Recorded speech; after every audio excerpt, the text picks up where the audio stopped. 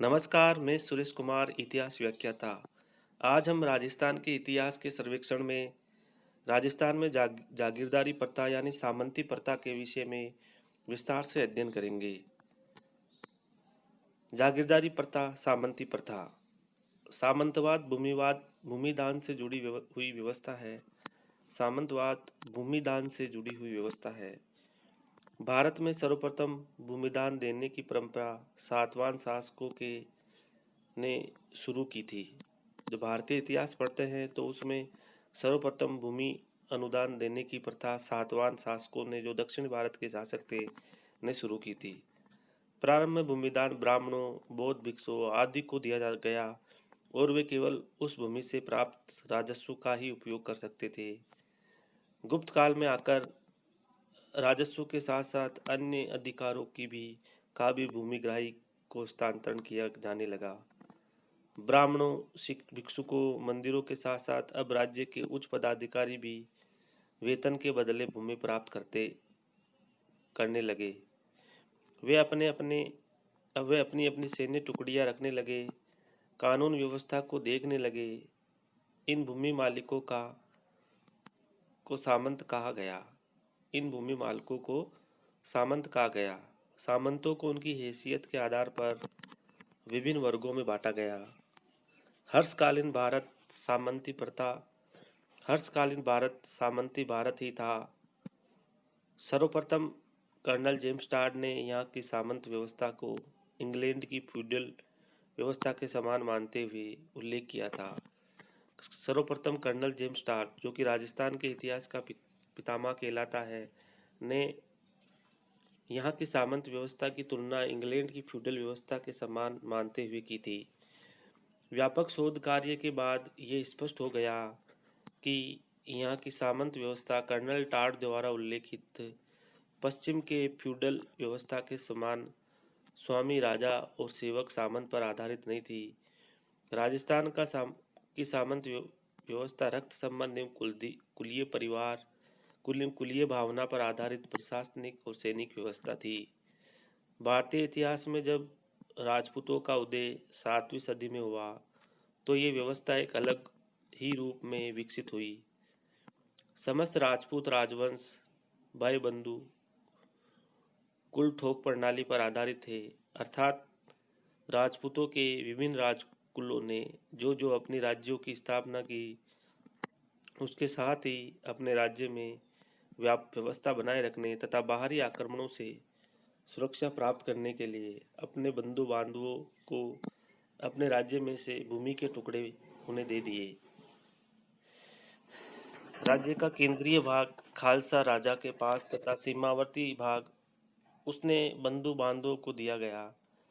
बाद में अपने स्वजनों एवं संबंधियों के साथ साथ विश्वस्त सेनानायकों, उच्च प्रशासनिक अधिकारियों को भी भूमिदान दी जाने लगी।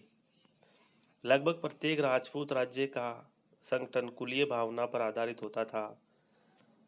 राजा कुल का नेता होता था। सामंत अपने आप को कुलीय संपत्ति यानी राज्य का हिस्सेदार एवं संरक्षक मानते थे। उनका राजा के साथ बंधुत्व एवं रक्त का संबंध था, स्वामी और सेवक का नहीं। शासन कार्य में सामान्यतः प्रमुख सामंतों की सलाह ली जाती थी। उत्तराधिकारी के चयन में सामंतों की सहमति अनिवार्य थी। युद्ध के समय सामंत राजा की सहायता करते थे क्योंकि वे अपनी पैतृक संपत्ति की रक्षा करते थे। सामंतों और राजा के बीच संबोधन सम्मान सूचक शब्दों से होता था। जैसे राजा अपने सामंतों को भाई जी या काका जी जैसे आदर सूचक शब्दों से संबोधित करता, तो सामंत राजा को बाप जी कहकर संबोधित करते थे क्योंकि वे कुल का नेता था। कुल मिलाकर मुगल प्रभाव से पूर्व राजस्थान में सामंत व्यवस्था सौहार्दपूर्ण वातावरण में चल रही थी। सामंती व्यवस्था पर मुगल प्रभाव। मुगल राजपूत संबंधों से राजपूताना की परंपरागत सामंती व्यवस्था में परिवर्तन आने लगा। मुगलों से पूर्व सामंत नए उत्तराधिकारी के मामले में महत्वपूर्ण भूमिका निभाते थे, लेकिन जब से अकबर ने टीका प्रथा शुरू की तो नए उत्तराधिकार की मान्यता सिर्फ मुगलों की इच्छा पर निर्भर हो गई, जिससे सामंतों के महत्व में कमी आ गई। इसके अतिरिक्त जब मुगल राजपूत शासकों के संरक्षक हो गए तो अपनी सुरक्षा के लिए सामंतों पर उनकी निर्भरता भी समाप्त हो गई। यानी कि जब से अकबर ने टीका प्रथा शुरू की तो ये नए उत्तराधिकार की मान्यता सिर्फ मुगलों की इच्छा पर निर्भर हो गई, जिससे सामंतों के महत्व में कमी आ गई। स्वामी सेवक संबंध मुगलों से पूर्व राजा और उसके सामंतों के बीच भाई बंधु का संबंध था। सामंतों में निष्ठा की भावना थी। वे हमेशा अपने राजा के लिए प्राणों की आहुति देने को तैयार थे। लेकिन मुगल आधिपत्य से इन संबंधों में खटास आ गई तथा संबंध स्वामी और सेवक के में बदलने लगे। ऐसे नए शासक का सामंत विरोध नहीं कर सकते थे। इस प्रकार जो सामंत व्यवस्था एक टेंट का स्वरूप लिए हुई थी, वही अब मध्यकाल में मनसबदारी व्यवस्था से प्रभावित होकर पद सोपान व्यवस्था से निकट पहुंच गई। यद्यपि मूल रूप से यथावत बना रहा यद्यपि मूल स्वरूप यथावत बना रहा। नेक्स्ट है उत्तराधिकारी शुल्क। सामंत व जागीरदार की मृत्यु के बाद उक्त जागीर के नए उत्तराधिकारी से ये कर वसूल किया जाता था। उत्तराधिकारी शुल्क उत्तराधिकारी शुल्क एक प्रकार से उक्त जागीर के पट्टे का नवीनीकरण करना था। जागीरदार की मृत्यु की सूचना पाते ही राजा अपने दीवानी अधिकारों को कुछ कर्मचारियों के साथ उस जागीर में भेजता। यदि उत्तराधिकारी शुल्क इन्हें जमा नहीं कराया जाता तो जागीर जब्त करने का निर्देश दीवान को दिया जाता था।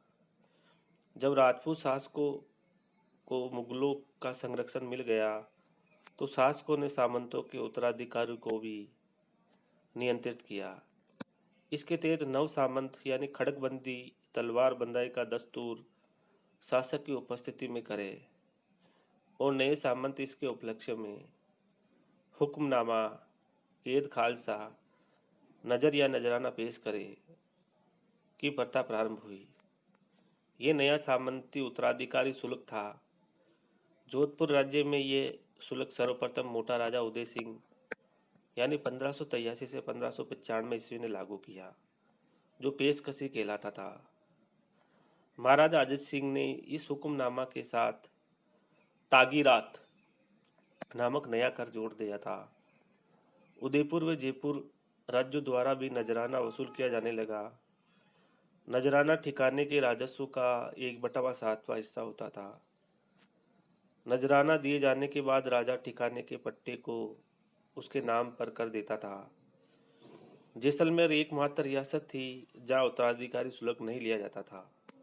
यानी कि राजस्थान की जैसलमेर एकमात्र रियासत थी जहाँ से उत्तराधिकारी शुल्क नहीं लिया जाता था। अन्य शुल्क जैसे नजराना के अलावा तागीरात एवं मुसद्दी खर्च जागीरदारों के लिए अनिवार्य कर दिया गया।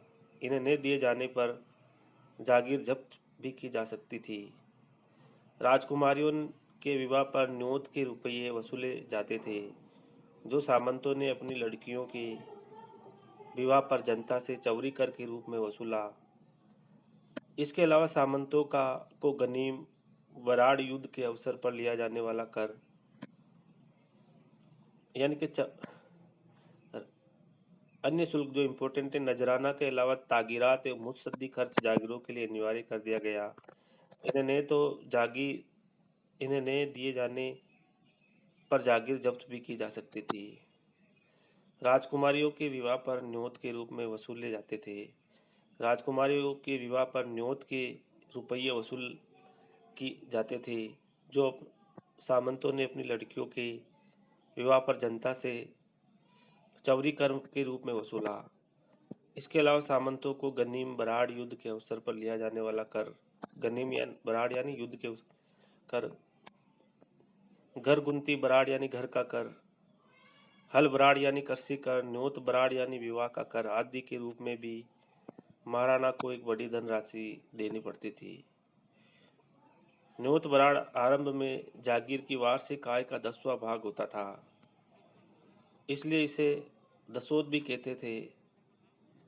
बीकानेर में पट्टायत को पेशकशी की रकम के भुगतान के अतिरिक्त अपने पट्टे के क्षेत्र के निवासियों से राज कर्मचारियों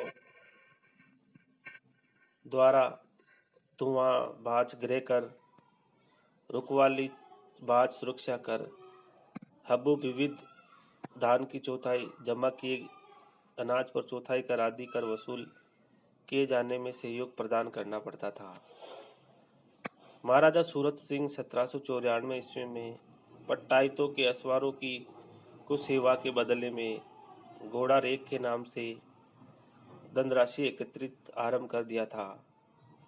इसकी दर प्रति असवार 100 रुपये थी।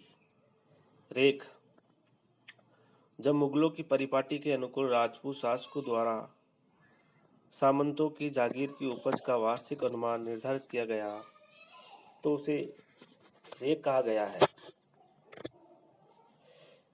रेख जो कि जागीर की वार्षिक आय थी के आधार पर सामंतों के सैनिक बल का अनुपात स्थापित होने लगा। मारवाड़ में रेख शब्द का प्रयोग पट्टा रेख और भरतू रेख के रूप में किया जाता था। पट्टा रेख का तात्पर्य जागीर की उस अनुमानित वार्षिक आय से था जिसका शासक द्वारा प्रदान किए गए जागीर पट्टे में उल्लेख किया जाता था। भरतू रेख वे रकम थी जो जागीर पट्टा रेख के आधार पर राज्य खजाने में जमा करवाता था। महाराजा सूर सिंह 1595 से 1619 ईस्वी के काल में सर्वप्रथम जागीरदारों के पट्टों में उनको दिए गए गांव की रेख आमदनी दर्ज की जाने लगी। 1755 ईस्वी में महाराजा विजय सिंह ने 1000 की आमदनी पर उनसे 300 रुपये के दर से मतालब्बा नामक कर देना आरंभ किया। यही कर बाद में रेख के नाम से पुकारा जाने लगा। महाराजा मानसिंह के लिए तो ये प्रसिद्ध है कि मान लगाई महीपति रेखा ऊपर रेख। शासकों एवं सामंतों के बीच महत्वपूर्ण कड़ी सामंती सैनिक सेवा थी जिसे चाकरी कहा जाता था। युद्ध काल में सामंती सैनिक जमियत सेवा प्राप्त करने के लिए राजा यानी खास रुक्का भेजता था। आगे चलकर चाकरी व छठूंद की भी रकम जागीरदारों से ली जाने लगी। सामंतों का श्रेणीकरण। मुगल प्रभाव से राजपूत शासकों ने मुगल मनसबदारी प्रथा की भांति यहाँ भी जागीरदारों के अनेक दर्जे बना दिए। जागीरदारों के दर्जे निश्चित करने से उनकी जागीर की आय, उनके पद और प्रतिष्ठा का निर्धारण होने लगा। मेवाड़ में सामंतों की 3 श्रेणियां होती थी जिन्हें उमराव कहा जाता था, जिसमें प्रथम श्रेणी के सामंत 16, द्वितीय श्रेणी के 32 और तृतीय श्रेणी गोल के सामंत कहलाए।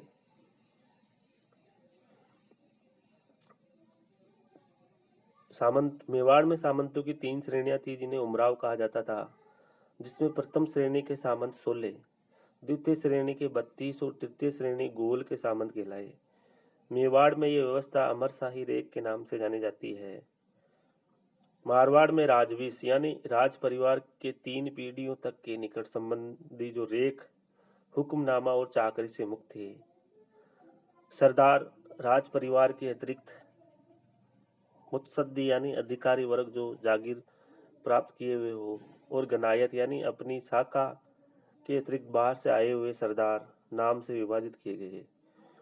जयपुर के महाराजा पृथ्वी सिंह ने अपने 12 पुत्रों के नाम से स्थायी जागीर चलाई, जिन्हें कोटड़ी कहा जाता था।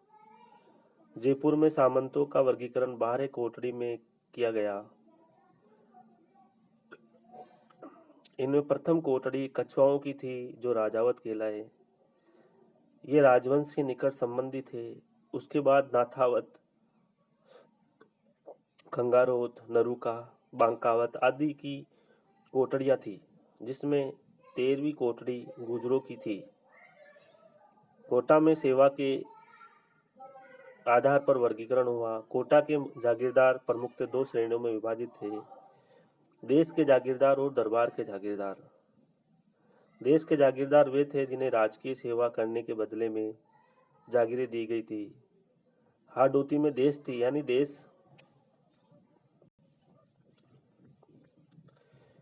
देश में ही रहकर रक्षा करने वाले। हजूरती यानी दरबार के साथ मुगल सेना में रहने वाले। राजवी यानी नरेश के निकट के कुटुंबी। अमीरी उमराव यानी अन्य सरदार में विभाजित थे। कोटड़ा व मूल्य संगोद, आमली, खेरला, अंता तथा मुंडली के जागीरदार किशोर सिंगोद परिवार के थे। इनसे कुछ कम दर्जे में मोहन सिंगोद घराने के सरदार थे। इन सभी को आपजी कहा जाता था। इन्हीं घरानों से राज्य गद्दी के लिए गोद लेने की प्रथा थी। बीकानेर के सामंतों की 3 श्रेणियां थी। प्रथम श्रेणी में वंशानुगत सामंत जो राव बीका के परिवार से थे। दूसरी श्रेणी में अन्य रक्त संबंधी वंशानुगत एवं तृतीय श्रेणी में अन्य राजपूत थे, जिनमें बीकानेर में राठौड़ शासन स्थापित होने से पूर्व शासक परिवार के सदस्य थे एवं भाटी और सांखला वंश के थे। जैसलमेर में भाटी रावल हर राज के शासनकाल में सामंतों में श्रेणी व्यवस्था प्रारंभ हुई। 2 श्रेणियां थी, एक डाबी बाई और दूसरी जीवनी दाई। मारवाड़ के प्रथम श्रेणी के सरदार सभी राठौड़ सरदार थे जो सिरायत कहलाते थे, जो दरबार में महाराजा के दाई और बैठते थे। उन सरदारों को दाई मिसल के सिरायत, जिसमें जोधा के भाई के वंशज सम्मिलित थे, तथा बाई तरफ बैठने वाले सरदार को बाई मिसल के सिरायत कहा जाता था, जिनमें जोधा के वंशज सम्मिलित थे। 18वीं शताब्दी के प्रारंभ में उत्तर पूर्वी राजस्थान के सामंत काफी निर्बल हो गए थे, परंतु उनकी तुलना में राजस्थान के दक्षिण पश्चिम भाग के सामंतों की स्थिति सबल थी। इनका मुख्य कारण यह था कि उत्तर पूर्व से दक्षिण पूर्व की अपेक्षा मुगलों का प्रभाव अधिक रहा। इसके अतिरिक्त उत्तर की अपेक्षा दक्षिण में राजपूतों की जनसंख्या भी अधिक थी। भरतपुर राज्य की स्थापना के समय से ही राजा की शक्ति सर्वोच्च रही। बदन सिंह के अनेक लड़के थे, जिनमें 30 की जागीरों में गांव दिए जाने की जानकारी मिली है। इन्हीं में से कालांतर में भरतपुर राज्य के 16 कोटरी के ठाकुर कहलाए। सामंतों के विशेषाधिकार। मेवाड़ के सामंतों को अनेक अधिकार और विशेषाधिकार प्राप्त थे। जब कोई सामंत दरबार में उपस्थित होता था तो महाराणा खड़ा होकर उसका स्वागत करता था। इस प्रक्रिया को ताजिम कहते थे।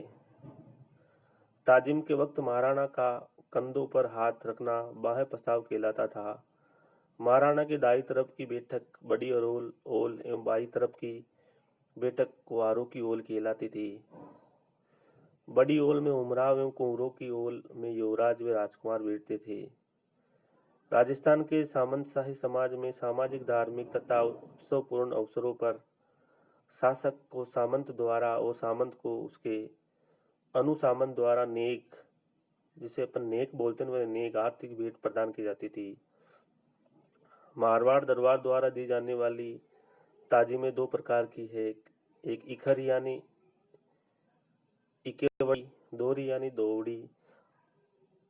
जिसे इखेरी ताजी मिलती है उसको महाराजा साहब के सामने हाजिर होते समय, और जिसे दोहरी ताजी मिलती उसके हाजिर होते और लौटते दोनों समय महाराजा साहब खड़े होकर उसका अभिवादन ग्रहण करते थे।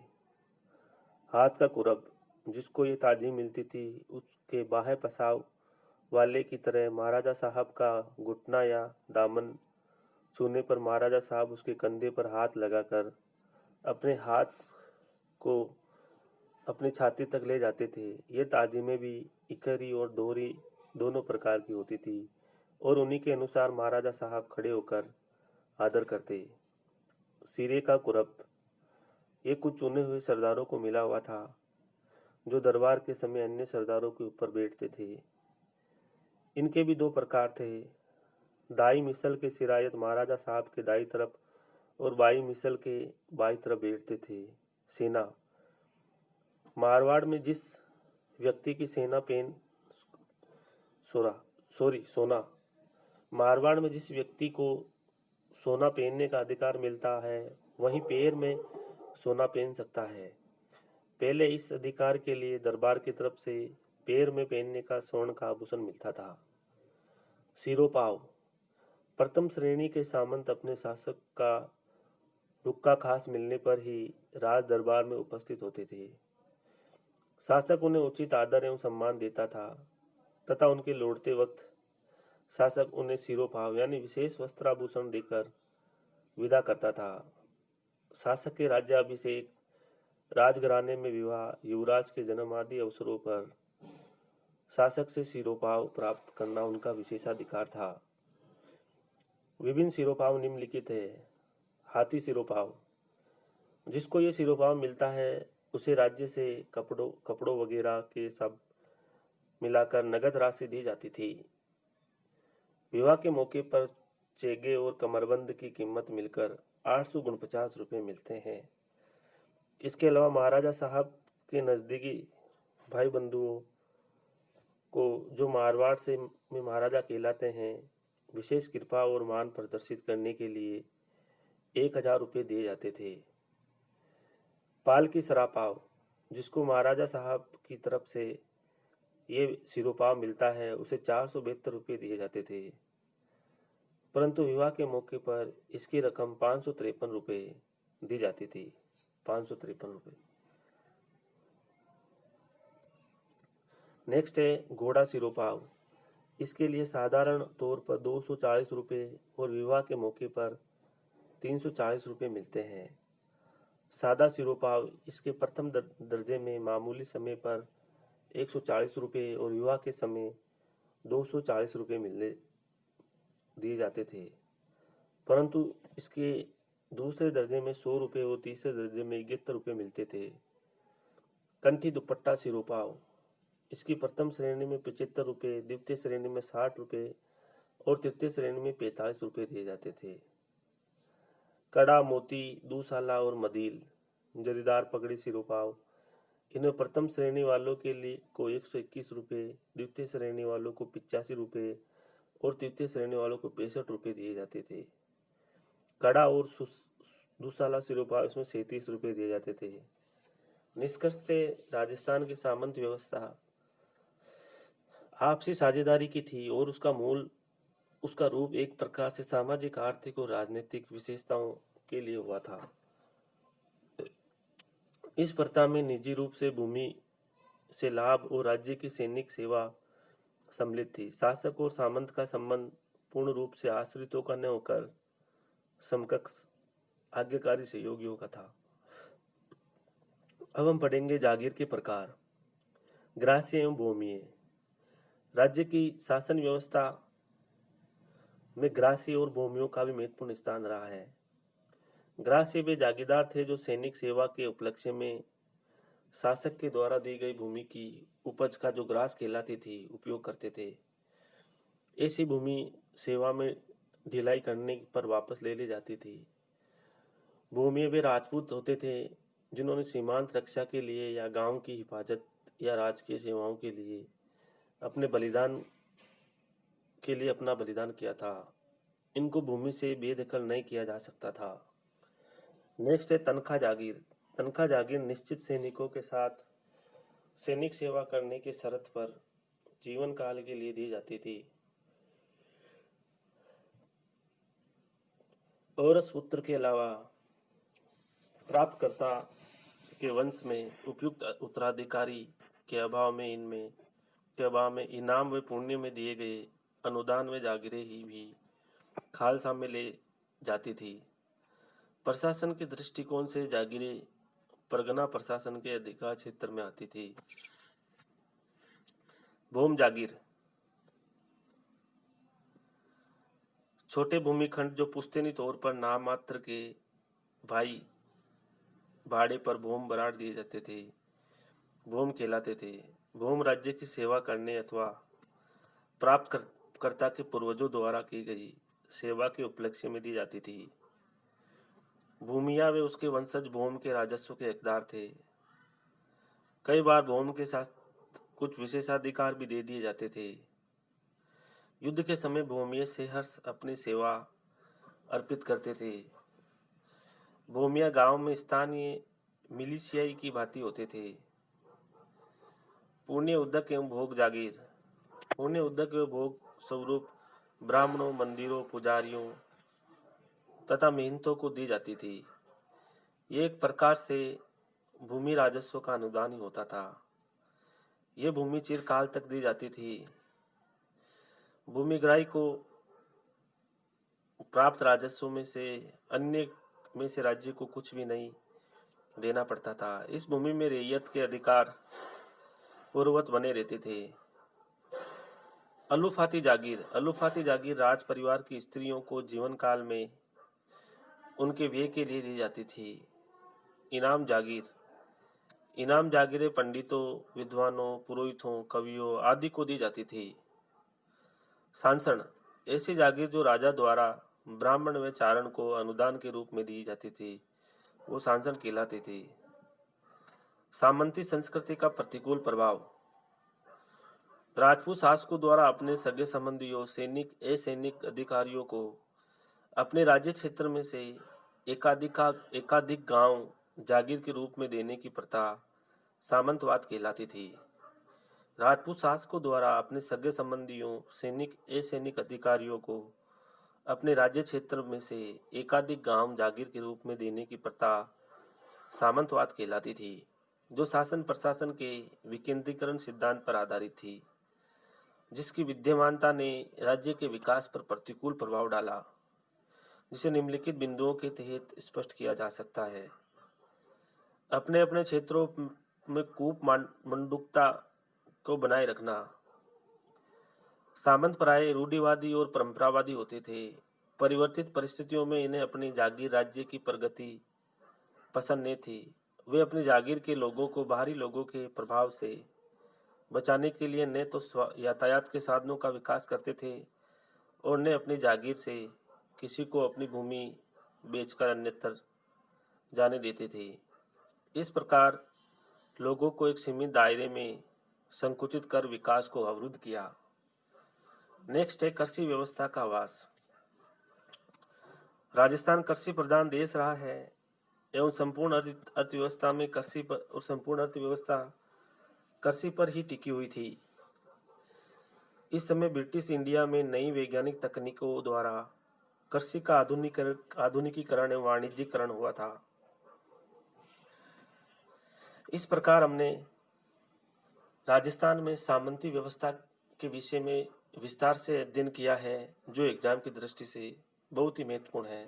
धन्यवाद।